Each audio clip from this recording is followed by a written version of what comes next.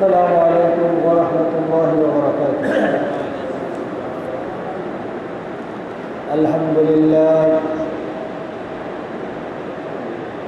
نحمده ونستعينه ونستغفره ونؤمن به ونتوكل عليه ونعوذ بالله من شرور أنفسنا ومن سيئات أعمالنا. من يهده الله فلا مضل له ومن يضلل فلا هادي له. ونشهد أن لا إله إلا الله وحده لا شريك له. ونشهد أن محمدا عبده ورسوله. اللهم صل على محمد وعلى آل محمد كما صليت على إبراهيم وعلى آل إبراهيم إنك حميد مجيد. اللهم بارك على محمد وعلى آل محمد كما باركت على إبراهيم وعلى آل إبراهيم إنك حميد مجيد. بلغ العلا بكماله كشف الدجى بجماله حسنت جميع خصاله صلوا عليه وآله. يا خير من دفنت بالترب أعلمه فكانت بهم الأبقار والعطر. روح الفداء لقبر أنت ساكنه فيه العفاف وفيه الجود والكرم. بلغ العلا بكماله كشف الدجى بجماله حسنت جميع خصاله صلوا عليه وآله. أعوذ بالله من الشيطان الرجيم. بسم الله الرحمن الرحيم.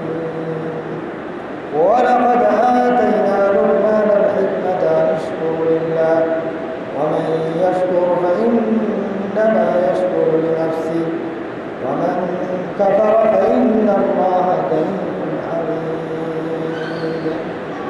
قال النبي صلى الله عليه وسلم ما من عبد استرعاه الله على رعية ولم يخذها بنصيحة لم يجده رائحة الجنة. صدق الله العظيم وصدق رسوله النبي العظيم. সম্মানিত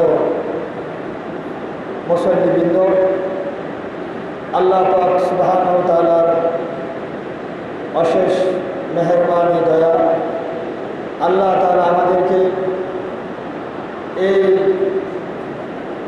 কঠিন পরিস্থিতিতেও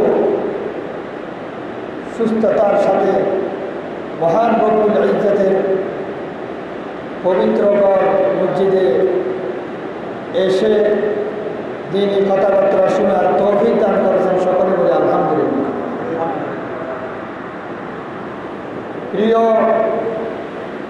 মুসল্লিবৃন্দ, আজকে আমি সরাসরি কোরআনুল কারীমের 31 নম্বর আয়াত সূরা লুকমানের সেই 13 নম্বর আয়াত থেকে 19 নম্বর আয়াত পর্যন্ত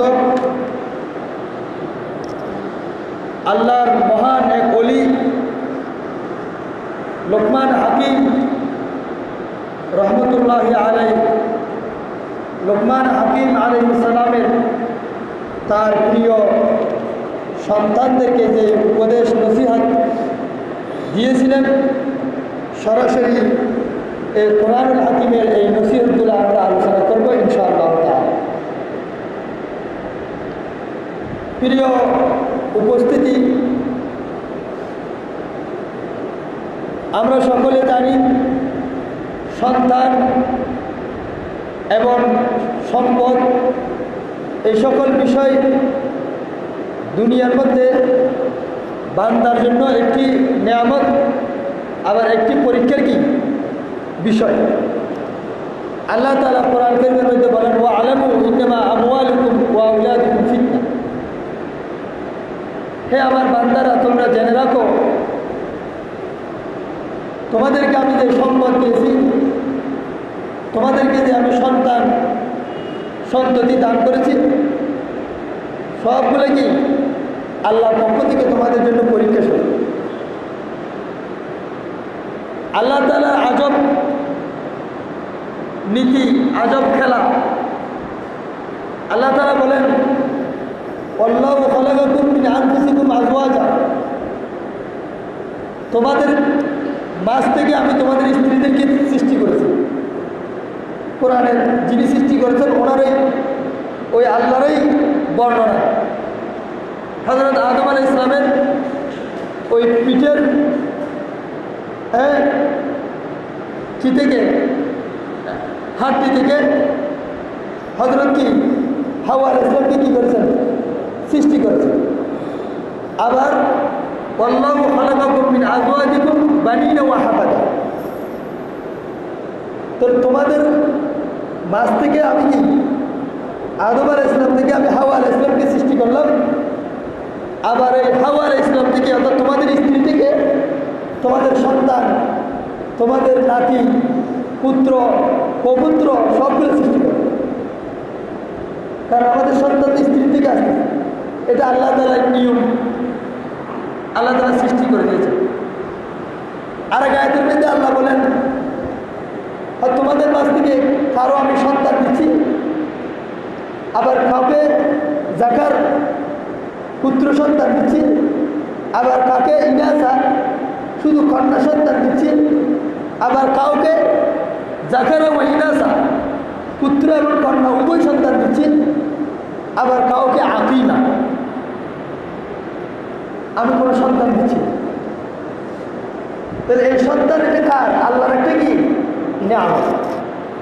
হাদিস শরীফের মধ্যে স্পষ্ট আল্লাহ রাসূল ইরশাদ করেন, তোমরা মৃত্যু মারা যাওয়ার পরে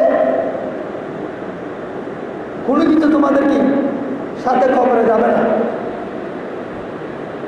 দুনিয়ার থেকে তোমরা মারা যাওয়ার পরে শুধু তিনটা জিনিস যতদিন তোমরা কবরে শুয়ে থাকবে তোমাদের জন্য সদকে জারিয়া হিসেবে কাজ করবে।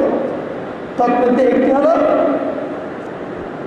সুসন্তান, যে সন্তান আপনি মারা যাওয়ার পরে আপনার জন্য দোয়া করবে এবং ভালো কাজ করবে, এই ভালো কাজের সওয়াব আপনি কবরের মধ্যে পাবেন। আমি একটি হাদিস তেলাওয়াত করেছি, বুখারী শরীফ অন্যান্য কিতাবের মধ্যে হাদিসটি বর্ণিত আছে। রাসূল সাল্লাল্লাহু আলাইহি ওয়াসাল্লাম ইরশাদ করেন, মা মিন আবদিন ইস্তারআল্লাহু আলা রাইয়াতিন ওয়া লাম ইয়াখুযহা বিনসিহাতিন লাম ইয়াজিদ রাইহাতাল জান্নাহ।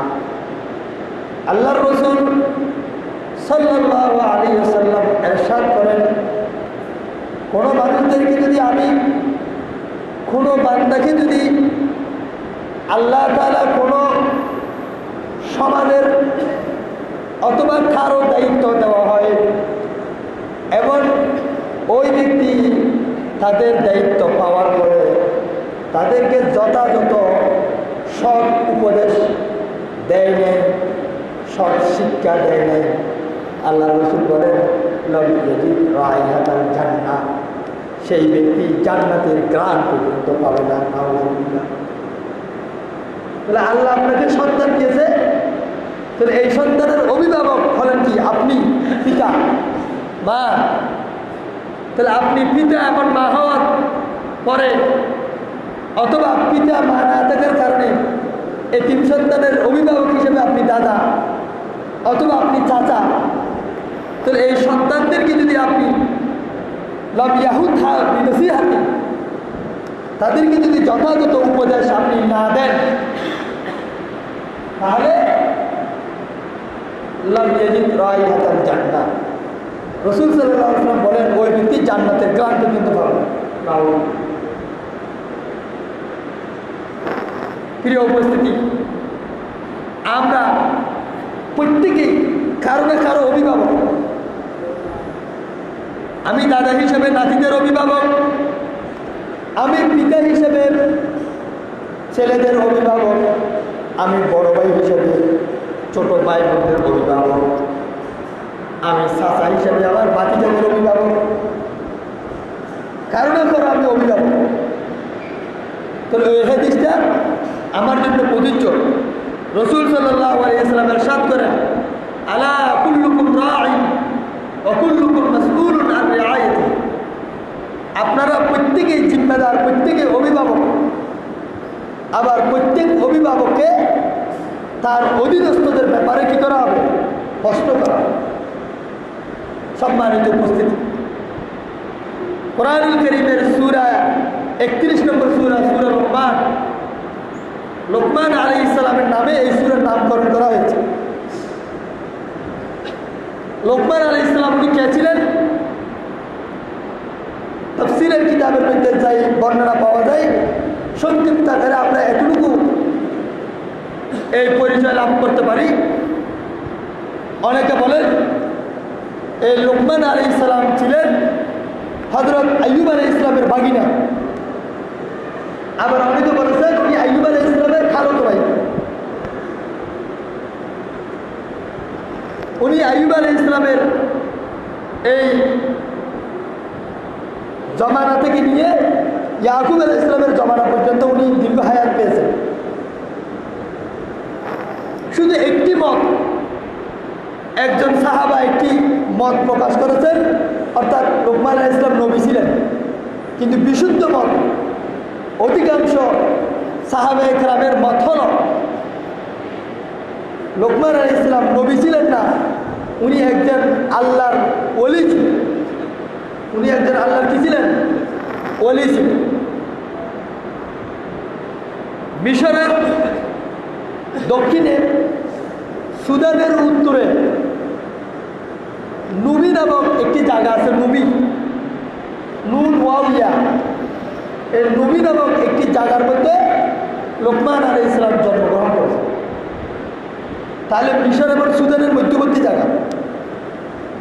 এই লোকমান আলাইহিস সালাম খাটো ছিলেন, কালো ছিলেন, এবং ওনার পেশার মধ্যে কেউ কেউ বলেন উনি দর্জি ছিলেন, কেউ কেউ বলেন উনি কাঠ মিস্ত্রি ছিলেন, কুস্ত্রি ছিলেন। চেহারা সুন্দর ছিল না, কালো ছিল, কালো। তখনকার যুগে দাস দাসীর কথা ছিল, গোলাম, অর্থাৎ উনি দাস ছিলেন, দাস। এই লোকমান আলাইহিস সালাম উনি আল্লাহর কাছে এমন গ্রহণযোগ্য, এমন পছন্দ হয়েছে, আল্লাহ পাক সুবহানাহু ওয়া তাআলা ওনাকে এমনভাবে প্রিয় এবং গোলাম হিসেবে আল্লাহ তাআলা ওনাকে গ্রহণ করেছেন। কোরআনুল কারীমের মধ্যে আল্লাহ তাআলা ওনার কথা উল্লেখ করেছেন এবং ওনার নামে একটি সূরার নামকরণ করেছেন, সূরা লোকমান। এক তাফসীরের মধ্যে লিখেন আল্লাহ পাক সুবহানাহু ওয়া তাআলা লোকমান আলাইহিস সালামকে প্রস্তাব দিয়েছেন, তুমি কি নবুয়ত গ্রহণ করবে না হিকমত, প্রজ্ঞা, জ্ঞান নিবে? তখন লোকমান আলাইহিস সালাম বললেন আমি জ্ঞান নেব, আমি প্রজ্ঞা নেব। উলামায়ে কেরাম ব্যাখ্যা দিয়েছেন হযরত লোকমান আলাইহিস সালাম নিজ ইচ্ছায় নবুয়ত গ্রহণ করেন নাই, কারণ আল্লাহ তাআলা ওনাকে দুইটা জিনিসের প্রস্তাব দিয়েছেন। উনি বলতে আমি যদি স্বেচ্ছায় যদি নবুয়তের দায়িত্ব গ্রহণ করি, তাহলে আমি যদি যথাযথভাবে এই নবুয়ত যদি আমি পালন করতে না পারি, তাহলে আমি কি হব? আল্লাহর কাছে আটকে যাব। হ্যাঁ, আল্লাহ যদি আমার কাছে প্রশ্ন করা ব্যতীত সরাসরি যদি নবুয়ত আমাকে দিত, তাহলে আমি নিতাম। কিন্তু আল্লাহ আমাকে বলছে তুমি কি নবুয়ত নিবে না তুমি কি জ্ঞান নিবে? তাহলে আমি জ্ঞান নিয়েছি, কেননা জ্ঞানের মর্যাদা আরো সবচেয়ে কি বেশি। ভাই সম্মানিত উপস্থিতি, আমরা হযরত লুকমান আলাইহিস সালাম ওনার সন্তানদেরকে 5টা নসিহত করেছে। এই 5টা নসিহতের কথা এই সূরা লুকমানের মধ্যে উল্লেখ করেছে। আমরা সংক্ষিপ্ত পরিসরে এই 5টা নসিহতের কথা উল্লেখ করব। উদ্দেশ্য কি? নিজেও আমল করব এবং আমার সন্তানদেরকেও আমরা কী করব, এই নসিহতগুলো আমরা উপদেশ দেব। কেননা আপনি যতদিন আছেন এতদিন আপনার সন্তানকে সৎভাবে পরিচালনা করা আপনার দায়িত্ব। কোরআনের এইখানে একটি আয়াতের ভিতরে কথা আসতেছে। আল্লাহ তাআলা বলেন, মানুষের আমলের একটি সরিষা পরিমাণ আমল যদি বিশাল সাগরের মধ্যে যদি পাওয়া যায়, বিশাল মরুভূমির মধ্যে পাওয়া যায়, কিয়ামতের দিন আমল নামার মধ্যে সেই আমল পর্যন্ত দেখা যাবে। সুবহানাল্লাহ। সরিষা পরিমাণ একটা সরিষার দানা যদি মরুভূমির মধ্যে যদি পাওয়া যায়, বালুর সাথে যদি মিক্স হয়ে যায়, খুঁজে বের করতে পারবেন? কিন্তু আল্লাহ বলতেছে, আমি একটা সরিষার দানার পরিমাণ যদি আমল, খারাপ হোক বালা হোক, আপনার আমল নামার মধ্যে যদি থাকে, এটা সাগরের পানির মধ্যে যদি ডুবে যায়, আমি খুঁজে বের করবো। ভাব বাঁচার সুযোগ, বাঁচার কি নেই, সুযোগ নেই। এখন তো আমরা সন্তানদের হাতে তুলে দিয়েছি মোবাইল, সন্তানদের হাতে তুলে দিয়েছি কি বিভিন্ন ধরনের কি আধুনিক প্রযুক্তির ডিভাইস। এই আধুনিক প্রযুক্তির ডিভাইস নিয়ে আমার সন্তান কি করছে আমি কোনো খবর নিচ্ছি না। বিশেষ করে পর্দার আড়ালের মা ও বোনদের আমি নসিহত করব, আমি অনুরোধ করব, আপনার একটু ঝামেলার কারণে আপনি সন্তানদের হাতে মোবাইল তুলে দিবেন।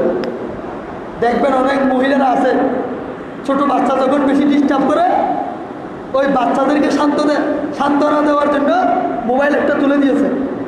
এখন সন্তান ঘন্টা ঘন্টা ওই মোবাইল নিয়ে খেলতেছে আর মা অন্য কাজ করতেছে। মাও খুব খুশি, ওদের আমাকে জ্বালাই না, সন্তান মোবাইল নিয়ে ব্যস্ত।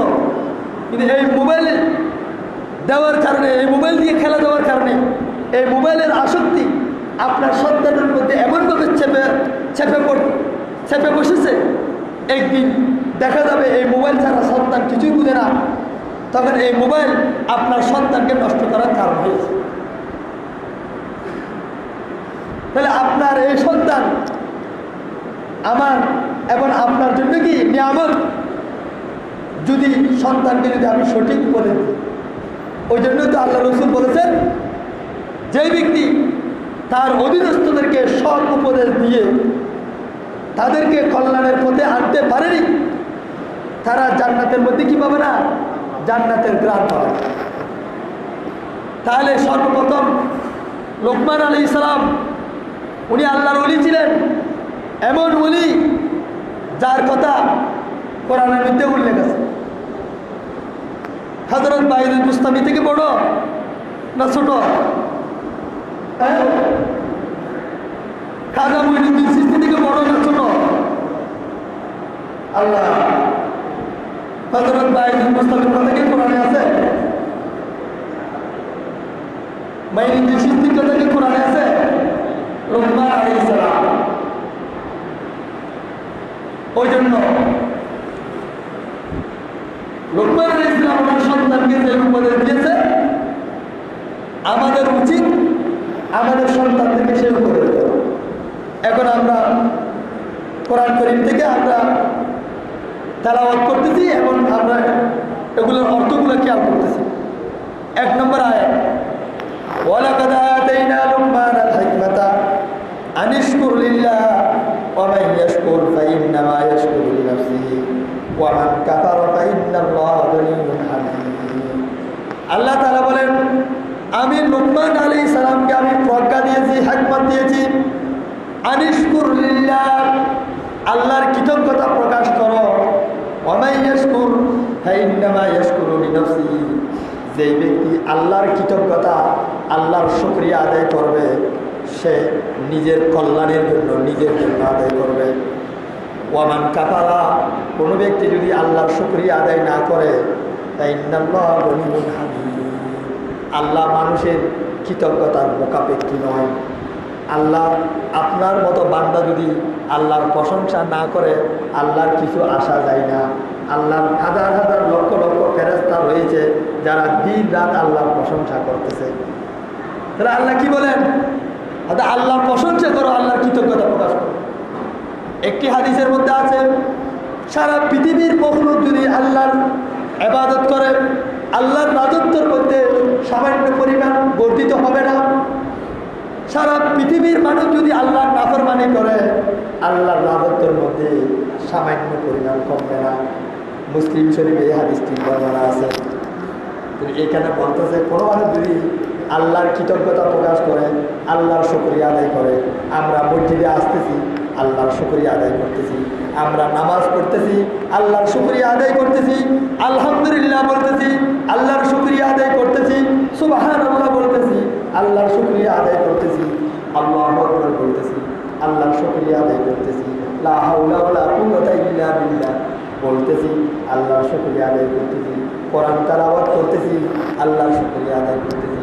আল্লাহ বলতেছেন, ও বান্দা, আপনি যদি কোরআন তেলাওয়াত না করেন, আপনি যদি নামাজ না পড়েন, আপনি যদি জিকির আজকার না করেন, আপনি যদি তসবিহ যদি না পড়েন, আমার কিছু আসা যায় না। আপনি যদি করেন, কার লাভ? কার লাভ? আমাদের লাভ। ওয়ামান ইয়াশকুর ফাইন্নামা ইয়াশকুরু লিনাফসিহি, যারা আল্লাহর শুকরিয়া আদায় করবে, নিজের জন্য করবে, নিজের কল্যাণের জন্য করবে, নিজের উপকারের জন্য করবে, নিজের ফায়দার জন্য করবে। ওয়ামান কাফারা, কোনো ব্যক্তি যদি আল্লাহর নাফরমানি করে, আল্লাহর ইবাদত না করে, মূর্তি পূজা করে, বুত পূজা করে, আগুন পূজা করে, আল্লাহর কিছু আসে যায় না, আল্লাহু গনিয়্যুন হামিদ। আল্লাহ বলছে, ও বান্দা, তোমার মতো বান্দার ইবাদতের আমি মুখাপেক্ষী নয়। তোমার মতো বান্দা যদি ইবাদত নাও করো, কোটি কোটি ফেরেশতা রয়েছে, কোটি কোটি কি হয়েছে? ফেরেশতা রয়েছে, যারা দিন রাত আমার তসবিহ করতেছে, আমার প্রশংসা করতেছে। 1 নম্বর আয়াত। 2 নম্বর, 1 নম্বর লোকমান আলাইহিস সালাম প্রেমিক করতেছেন, আল্লাহ তাআলার কাছে পছন্দ হয়েছে। আল্লাহ তাআলা কোরআনের মধ্যে এই উপদেশটা কি উল্লেখ করতেছে। তাহলে লোকমান আলাইহিস সালাম ওনার সন্তানকে যে উপদেশ দিয়েছে, আমি আমার সন্তানকে এই উপদেশ দেব। আমি দুনিয়ার ক্ষেত্রে বড় ডাক্তার হতে পারি, আমি দুনিয়ার ক্ষেত্রে বড় ইঞ্জিনিয়ার হতে পারি, আমি দুনিয়ার ক্ষেত্রে বড় সম্পদশালী হতে পারি, আমি দুনিয়ার ক্ষেত্রে অট্টালিকা সম্পদের মালিক হতে পারি, আমি দুনিয়ার ক্ষেত্রে গাড়ি বাড়ির মালিক হতে পারি, কিন্তু আমি লোকমান আলাইহিস সালামের একটা চুল পরিমাণ সম্মান আমি হতে পারি না। কেননা লোকমান আলাইহিস সালাম আল্লাহর কাছে প্রিয় হয়েছে, ওই জন্য তো কি কোরআনের মধ্যে ওনার কথা উল্লেখ করতেছে। তাহলে লোকমান আলাইহিস সালাম ওনার সন্তানকে যে উপদেশ দিচ্ছে, আমারও সেই উপদেশ দিতে হবে। এখন আমি যদি সেই উপদেশ না দিয়ে যদি আর এক উপদেশ দিই, তাহলে আমার উপদেশ সেটি কি নয়? আল্লাহর কাছে কি নয়? গ্রহণযোগ্য নয়। ওয়াইদ ক্বালা লুকমানু লিবনিহি ওয়া হুয়া ইয়াইদুহু ইয়া বুনাইয়া লা তুশরিক বিল্লাহ ইন্নাশ শিরকা লাযুলমুন আযীম। 1 নম্বর উপদেশ, হযরত লুকমান আলাইহিস সালাম ওনার সন্তানকে বলতেছে, ও আমার প্রিয় পুত্র, ও আমার প্রিয় ছেলে, লা তুশরিক বিল্লাহ, আল্লাহর সাথে কাউকে শরীক করিও না। আল্লাহর সাথে কাউকে কি করিও না? শরীক করিও না। আল্লাহর ইবাদতের মধ্যে কাউকে শরীক করিও না। ইন্নাশ শিরকা লাযুলমুন আযীম, নিশ্চয় শিরিক করা এটা আল্লাহর কাছে বড় অপরাধ, আল্লাহর কাছে বড় জুলুম। সূরা আনামের মধ্যে আল্লাহ বলেন, ওয়াল্লাযীনা আমানু ওয়া লাম ইয়ালবাসু ঈমানাহুম বিযুলমিন, যারা ঈমান এনেছে এবং ঈমানকে জুলুমের সাথে মিলাই নাই। লা ইলাহা ইল্লাল্লাহ মুহাম্মাদুর রাসূলুল্লাহ বলে, আবার মাজারে চিন্তা করে। লা ইলাহা ইল্লাল্লাহ মুহাম্মাদুর রাসূলুল্লাহ বলে, আবার মানুষের সামনে কি করে সেজদা করে, স্পষ্ট কথা হাদিসের মধ্যে সেজদা তাজিমি সম্মান সূচক সেজদা, এরকম কোনো সেজদা নেই ইসলামের মধ্যে। আবু দাউদ শরীফ, তিরমিজি শরীফ, অসংখ্য হাদিসের কিতাবের মধ্যে বর্ণনা আছে। রাসূল সাল্লাল্লাহু আলাইহি ওয়াসাল্লাম ইরশাদ করেন, লাউ কুনতু আমিরান লিয়াজুদা লিআহাদিন লিতাজুদা লিআহাদিন লা আমারতু আইয়াজুদাল মারআতু আইয়াজুদাল মারআতু লিজাওজিহা। আল্লাহ রাসূল বলেন, আমি যদি কোনো মানুষকে সেজদা করার অনুমতি দিতাম, কোনো মানুষ যদি মানুষকে সেজদা করার অনুমতি দিতাম, তাহলে আমি অবশ্যই স্ত্রীদেরকে বলতাম স্বামীদেরকে সেজদা করো। তাহলে বুঝে দেয় আল্লাহ রাসূল কোনো মানুষকে সেজদা করার কি দেয় নাই, অনুমতি দেয় নাই। কোনো খবরকে সেজদা করার অনুমতি দেয় নাই। কোনো গাছ বাসকে সেজদা করার কি দেয় না, অনুমতি দেয় নাই। তাহলে আপনি সর্বপ্রথম আপনার সন্তানকে এই মেসেজ দিতে হবে ছোটকাল থেকে, আল্লাহ ওয়াহিদ, আল্লাহ ছাড়া কোনো মাবুদ নাই। ছোট ছেলেদেরকে বলবেন, ও আমার ছেলে, তোমার প্রথম একটি বিশ্বাস অন্তরের মধ্যে দৃঢ়ভাবে রাখতে হবে, সেটা হলো আল্লাহ রিজিক দাতা, আল্লাহ জীবনদাতা, আল্লাহ কি মৃত্যুদাতা, আল্লাহ ভালো মন্দ সব কিছুর মালিককে আল্লাহ। আল্লাহ ছাড়া কেউ তো শরীক করা যাবে না। আমাদের সাথে আমাদের সমাজে এমন অনেক ফ্যামিলি আছে, পরিবার নিয়ে মাজারে যায়, পরিবার নিয়ে কুতুব দিয়ে যায়, পরিবার নিয়ে মুসলমানিয়াতে যায়, পরিবার নিয়ে শাহজালালের মাজারে যায়। যাওয়ার পরে দেখতেছে ছোট বাচ্চা দেখতেছে মাজারের মধ্যে লোকেরা সেজদা করতেছে, আবার নিজের বাপকেও দেখতেছে মাজারের সামনে মুনাজাত করতেছে, মাজারের সামনে সেজদা করতেছে। তাহলে আপনার ছেলেটা আপনি সর্বপ্রথম আপনি এভাবে আপনার ছেলের অন্তরের ভিতরে একথা ঢুকিয়ে দিচ্ছেন, মানে আপনার পিতা হিসেবে আপনি মাজার পছন্দ করতেন। তাহলে আপনার ছেলে বড় হওয়ার পর বলতো না, আমার বাপ কি ছিল, মাজার পাগল ছিল, আমিও মাজার পাগল। তখন আমার হুজুরের কথাও শুনবে না, কোনো বক্তার ওয়াজও শুনবে না, কোনো হাদিসও শুনবে না। হয়তো না আমার বাবা যেটা করছে, আমার বাপ কি কম বুঝছে? আর ছেলের ভিতরে মা বাবার মহব্বত বেশি, কি এটা বেশি।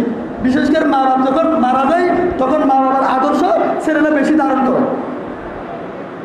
আছে অনেক সমাজের মধ্যে অনেক এরকম পরিবার আছে, আমি নিজে সাক্ষী। আমি স্পষ্টভাবে বলতেছি না, ও আমি যে বাসায় থাকতাম, আমার বাসার পার্শ্ববর্তী এক ব্যক্তি শিক্ষিত মানুষ, প্রতি শুক্রবার 2 সপ্তাহ পর পর ছেলে সন্তানকে নিয়ে কোথাও চলে যেত, কুতুব দিয়ে চলে যেত। ওনার স্ত্রীদেরকে, ওনার ছেলেদেরকে আমি নিজে আমার পরিবার দিয়ে বুঝেছি, হয় না। কারণ উনি তো জানে ওনার বাপ আমার চেয়ে বড় শিক্ষিত, মাস্টার্স পাস, আমার চেয়ে বড় শিক্ষিত। তাহলে আমার মতো ছোট, তাহলে আমার মতো ছোট মানুষের কথা উনি শুনবে না। ওই জন্য 1 নম্বর মেসেজ। তাহলে এই মেসেজ কে দিছে? হযরত লুকমান আলাইহিস সালাম কাকে দিয়েছে? নিজের সন্তানকে দিয়েছে। ইন্না শিরকা লাযুলমুন আযীম। সন্তানকে ওই জন্য প্রথম মেসেজ দিবেন, আল্লাহর সামনে কাউকে সহ্য করা যাবে না, আল্লাহ ছাড়া কাউকে সহ্য করা যাবে না, আল্লাহ ছাড়া কারো কাছে ভালো মন্দের কিছু চাওয়া যাবে না। সব কিছু কার কাছে? আল্লাহ। রিজিক চাইবে কার কাছে? আল্লাহর কাছে। ওই জন্য কারণ আমার অন্তরে যদি এই কথা থাকে, ভালো মন্দ সব কিছুর মালিক আল্লাহ, তাহলে আমি বিপদে পড়ার পরে কেন মাজারে যাব? আমি বিপদে পড়ার পরে কেন আমি মাজারে যাব? হ্যাঁ, মাজারে জিয়ারত করা আমরা তো জানি না। এই যে আমরা কবর জিয়ারত, রাসূল পাক সাল্লাল্লাহু আলাইহি ওয়াসাল্লাম হাদিসের মধ্যে সর্বপ্রথম কবর জিয়ারত নিষেধ ছিল, এর পরবর্তীতে কবর জিয়ারত কি অনুমতি দিয়েছে। উদ্দেশ্য কি? কবর জিয়ারতের উদ্দেশ্য কি? আল্লাহকুমুত তাকাসুর হাত্তা যুরতুমুল মাকাবির, হাত্তা যুরতুমুল মাকাবির। আল্লাহকুমুত তাকাসুর, দুনিয়ার প্রাচুর্য, দুনিয়ার লোভ লালসা যখন আপনাকে ঘিরে ধরবে, হয়তো তখন আপনি কবর জিয়ারত করেন। তাহলে কবর জিয়ারতের উদ্দেশ্য কি? ওই মৃত্যুর কথা স্মরণ করা, তাহলে মৃত্যুর কথা যখন স্মরণ হবে তাহলে দুনিয়ার এই লোভ লালসা আমার অন্তর থেকে কি যাবে, মিটে যাবে। এটা হলো কবর জিয়ারতের উদ্দেশ্য। আমরা তো অনেকে জানি কবর জিয়ারতের উদ্দেশ্য মানে আমি কিছু করলে কবরবাসী কি কিছু পাবে, এটা না, এটা উদ্দেশ্য না। মূল উদ্দেশ্য হলো আপনার জন্য। আপনি কবর জিয়ারত করবেন কার জন্য? আপনার জন্য। আপনি কবর জিয়ারত করছেন, কবর জিয়ারত করার পরে আসসালামু আলাইকুম ইয়া আহলাল কুবুর ওয়া ইন্না ইনশাআল্লাহ বিকুম লাহিকুন, কবরবাসীকে সালাম দিয়েছেন, সূরা ফাতিহা, সূরা তাকাসুর, সূরা ইখলাস পড়ছেন, পড়ার পরে রাস্তার মধ্যে দিয়ে আবার মিথ্যা কথা বলছেন, এই কবর জিয়ারতের কোন ফায়দা হবে? কথা বুঝতে পারলাম? কবর জিয়ারতের উদ্দেশ্য হলো আপনি কবরের পাশে দাঁড়াইয়া মৃত্যুর কথা স্মরণ করবেন। আপনি মনে মনে স্মরণ করছেন আমারও মরতে হবে, তাহলে দুনিয়াতে মিথ্যা কথা বললে, বাটপারি করলে, সিটারি করলে, তাহলে কবরের মধ্যে হিসাব নিকাশ দিতে হবে। এটা মনে মনে ধারণা করিয়া সব কিছু থেকে তওবা করা, এটা হলো উদ্দেশ্য। তাহলে আপনি কবর জিয়ারত করার পরে আবার রাস্তার মধ্যে দিয়ে আবার মিথ্যা কথা বললেন, তাহলে এই কবর জিয়ারতের কোনো উদ্দেশ্য আছে? সম্মানিত উপস্থিতি, তাহলে 1 নম্বর নসিহত, শিরিক করবো না। কি করবো না? শিরিক করবো না। এটা সন্তানদেরকে, আপনার নাতিদেরকে জানাবেন। যারা দাদা আছেন নাতিকে ডাকবেন, নাতিকে ডাকিয়ে প্রশ্ন করবেন, বলে আমাদেরকে কে সৃষ্টি করছে? নাতি উত্তর দিবে আল্লাহ। বলে আল্লাহর সাথে কেউকে শরীক করা যাবে? নাতিকে বলবেন না। বলে আল্লাহ ছাড়া কাউকে সিদ্ধ করা যাবে না। নাতিকে ডাকবেন, নাতি আসো, মাজারের সামনে যদি কি করবো? বলে সালাম দেবো, আসসালামু আলাইকুম। মাজারের সামনে দিয়ে সহ্য করবো না, মাজারে মোমবাতি দেবো না। এগুলো নাতিদেরকে শিখাবেন, ছেলেদেরকে শিখাবেন। 1 নম্বর।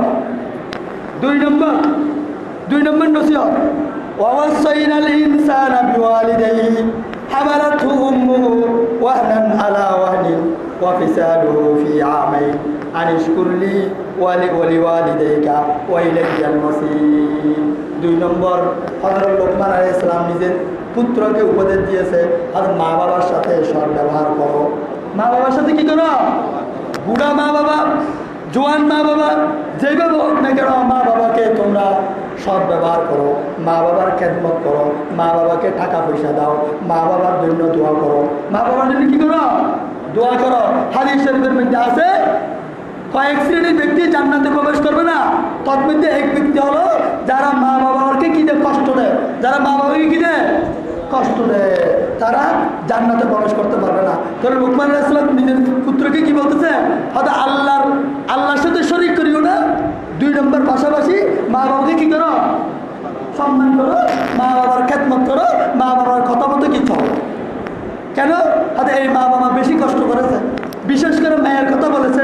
হয়তো এই মা আপনাকে 9 মাস আপনার মায়ের পেটে আপনাকে কি রেখেছে, এরপরে 2 বছর আপনাকে কি পান করেছে?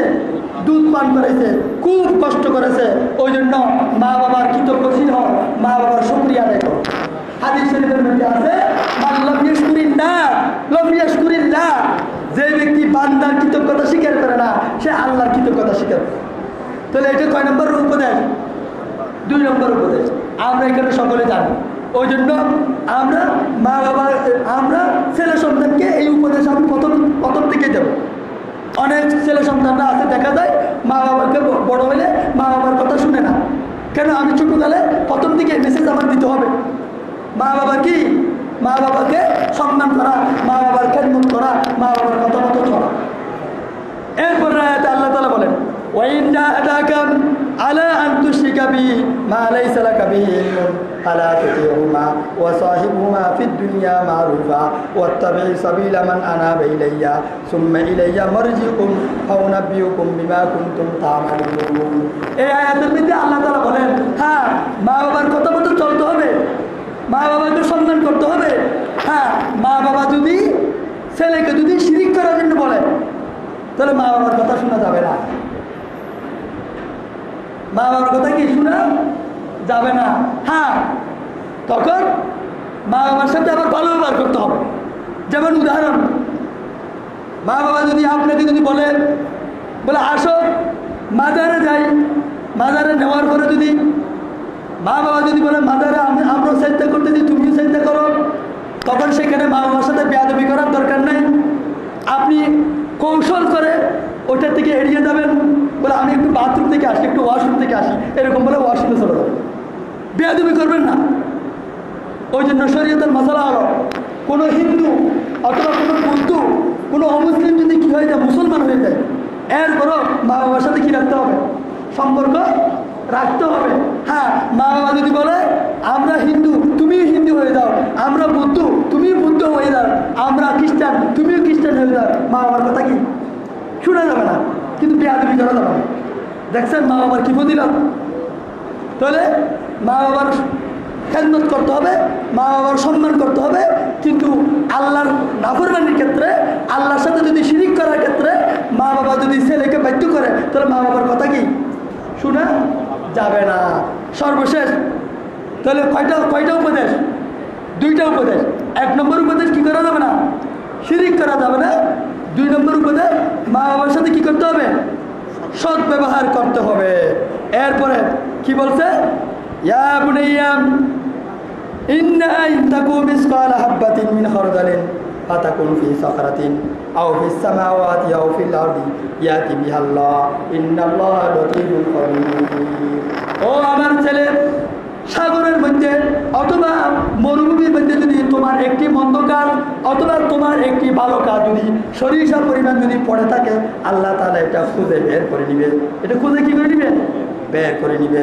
এরপরে বলতেছে ইয়া বুনাইয়া আকিমিস সালাত, নামাজ পড়ো, ওয়ামুর বিল মারুফ ওয়া নাহি আনিল মুনকার, সৎ কাজের আদেশ দাও এবং অসৎ কাজের নিষেধ করো, ওয়াসবির আলা মা আসাবাকা, এবং বিপদের মধ্যে ধৈর্য ধারণ করো। বিপদে কি করো? ধৈর্য ধারণ করো। ইন্না যালিকা মিন আযমিল উমুর, এটা হলো সঠিক পথ। এরপরে বলতেছে ওয়ালা তুসাইর খাদ্দাকা লিন-নাস ওয়ালা তামশি ফিল আরদি মারহা ইন্নাল্লাহ লা ইউহিব্বুল কুল্লা মুখতারিন ফাখুর। 5 নম্বর উপদেশ হলো মানুষের সাথে অহংকার করি। মানুষের সাথে কি করি না? অহংকার করি না। তাহলে কয়টি উপদেশ? 5টি উপদেশ। 1 নম্বর আল্লাহর সাথে শরীক করিও না, আল্লাহকে ছাড়া কেউকে সাজদা দিবে না। 1 নম্বর। 2 নম্বর মা বাবার সাথে কি করো? সৎ ব্যবহার করো। 3 নম্বর নামাজ পড়ো। 3 নম্বর কি পড়ো? নামাজ পড়ো।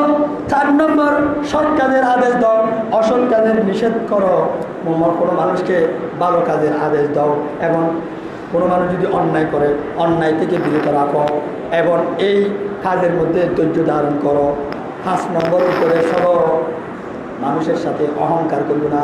মানুষের সাথে কি করবে না? অহংকার করবে না। তোর হুজুর অহংকার, আমার সন্তান থেকে অহংকার দূর করার জন্য পদ্ধতি কি? চিকিৎসা কি? চিকিৎসা হলো হাদিস শরীফের মধ্যে আল্লাহ রাসূল বলেন আল বাদি বিসসালাম বরিউন মিনাল কিবর।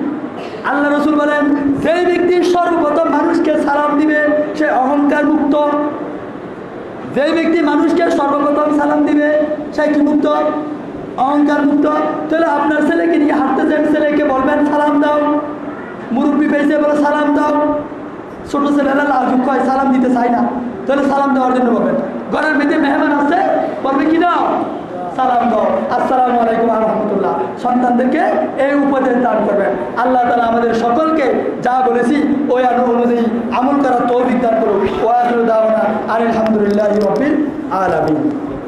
আজকে মসজিদের এটা নেই না?